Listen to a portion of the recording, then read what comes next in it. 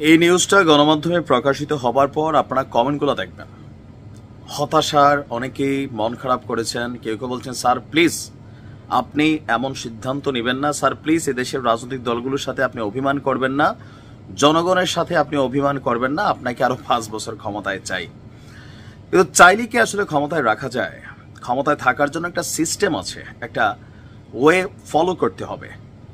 দর্শক, আজকের দিনের খুবই গুরুত্বপূর্ণ খবর হচ্ছে নির্বাচনকে আগামী ডিসেম্বরের মধ্যেই অনুষ্ঠিত করার জন্য আমাদের প্রধান উপদেষ্টা যিনি আছেন ডক্টর মোহাম্মদ ইউনূস সংস্কারের কাজগুলোকে দ্রুত গতিতে এগিয়ে নেওয়ার তাগিদ দিয়েছেন বা নির্দেশনা দিয়েছেন। এখন নির্বাচন ইস্যুতে গেল মাঝখানে হঠাৎ করে আমরা দেখেছি যে কি বলা যায়, ইসলামিক দলগুলো সহ এনসিপি সহ অনলাইন ইনফ্লুয়েন্সার যারা আছেন, বড় বড় কিং যারা আছেন, একটা মোটিভ তৈরি করার মোটামুটি আমরা দেখছি। নিশ্চয়ই আপনার টাইমলাইনে আসছে যে নির্বাচন বুঝি না, আগামী 5 বছর ডক্টর মোহাম্মদ ইউনূসকে ক্ষমতায় চাই। তো এই যে ডক্টর মোহাম্মদ ইউনূসকে ক্ষমতায় চাওয়া নিয়ে গতকালকে আমাদের স্বরাষ্ট্র উপদেষ্টা বলছিলেন, রাস্তায় গেলে মানুষ বলে আপনারা আরো 5 বছর থাকেন। এটা নিয়ে আবার বিএনপির সমালোচনা করেছে যে উপদেষ্টাদের মধ্যে অনেকের খায়েশ হয়েছে আগামী 5 বছর যেন ক্ষমতায় থাকতে পারে।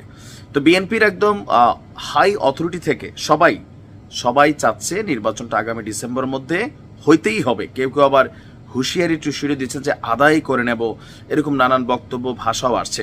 অপরদিকে জনগণের মধ্যে একটা বড় অংশ যারা ডক্টর মোহাম্মদ ইউনূসের অনুসারী, শুধুমাত্র ডক্টর মোহাম্মদ ইউনূসের, আমি অনেকেরই দেখছি যে এনসিপির সমালোচক, বাট ব্যক্তি ডক্টর ইউনূসের সাপোর্টার। তো এরকম যারা আছেন তারা সকলেই চাচ্ছেন ডক্টর মোহাম্মদ ইউনূস আগামী 5 বছর থাকুক, বাট তিনি জানেন যে সিস্টেমের বাহিরে কোনো কাজ করলে তিনার মতন একজন ব্যক্তিত্বই নষ্ট হবে। আগামী ডিসেম্বর থেকে আপনার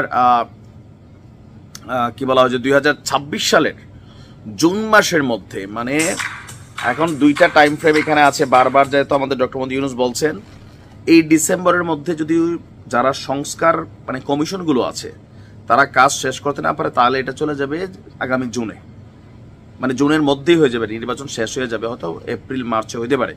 তবে আগামী ডিসেম্বরের মধ্যেই যেন নির্বাচনকে দ্রুত গতিতে সামনের দিকে আনা যায়, সেজন্য সংস্কার কার্যক্রম দ্রুত এগিয়ে নেওয়ার জন্য প্রধান উপদেষ্টা এবং জাতীয় ঐকমত্য কমিশনের চেয়ারম্যান আমাদের ডক্টর মোহাম্মদ ইউনূস তিনি নির্দেশনা দিয়েছেন। আজকে একটা বৈঠক হয়েছে 2টা কমিশনের সঙ্গে। সেই কমিশনের বক্তব্যের সূত্র ধরে প্রেস উইং জানিয়েছে যে এখানে আলী রিয়াজ সাহেব এবং বদিউল আলম মজুমদার এবং কি প্রধান উপদেষ্টার বিশেষ সহকারী মনির হায়দার তারা একসাথে এখানে বৈঠকে বসেছিলেন। তো তারা তাদের বিভিন্ন সংস্কার কমিশনের সুপারিশ সহ রাজনৈতিক দলগুলোর সাথে পৃথক আলোচনা চলমান রয়েছে। এ পর্যন্ত মোট 8টি দলের সাথে আলোচনা সম্পন্ন হয়েছে। মানে এই বক্তব্যগুলো তারা সবকিছু সরকারের কাছে আপডেট করেছেন। তো ডক্টর মোহাম্মদ ইউনূস সকল কিছু শুনে তিনি বলছেন যে আগামী ডিসেম্বরে নির্বাচনের জন্য দ্রুত সংস্কারকে আগায় নেওয়া দরকার, আর যদি না হয় তাহলে সর্বোচ্চ জুনের মধ্যে নির্বাচন দিয়ে দিতে হবে।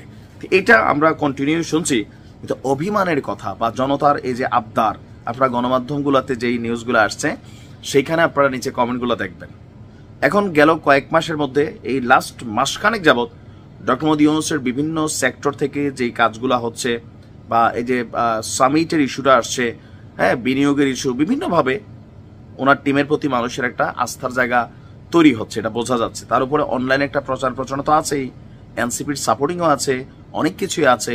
তো এই সকল কিছু মিলাইয়া একটা আবহ তৈরি হচ্ছে। বাট আমার জায়গা থেকে আমি মনে করি নির্বাচনের মাধ্যমে যদি তিনি 5 বছরের ক্ষমতায় থাকতে চান তাহলে তিনি এনসিপিতে জয়েন করুক, তারপর জনগণ ওনাকে ভোট দিলে উনি 5 বছর না 10 বছর থাকতে পারবে 2 টার্মে, তাই না? সেটা হওয়া বেটার, কারণ উনি একজন নোবেল লয়ের ব্যক্তিত্ব। নির্বাচন না দিলে ঘুরে ফিরে আবার ওই শেখ হাসিনার গতিতেই ওনার বাংলাদেশ ছাড়তে হবে। এই কথা কে বলছে? দুদু সাহেব বলছে বিএনপির, যে যদি না যান তাহলে 5ই আগস্টে শেখ হাসিনার কি হয়েছে এটা একটু খেয়াল রাখতে বলছে। তো নানান প্রতিবন্ধকতা আছে, দেখা যাক কি হয়। ভালো থাকুন।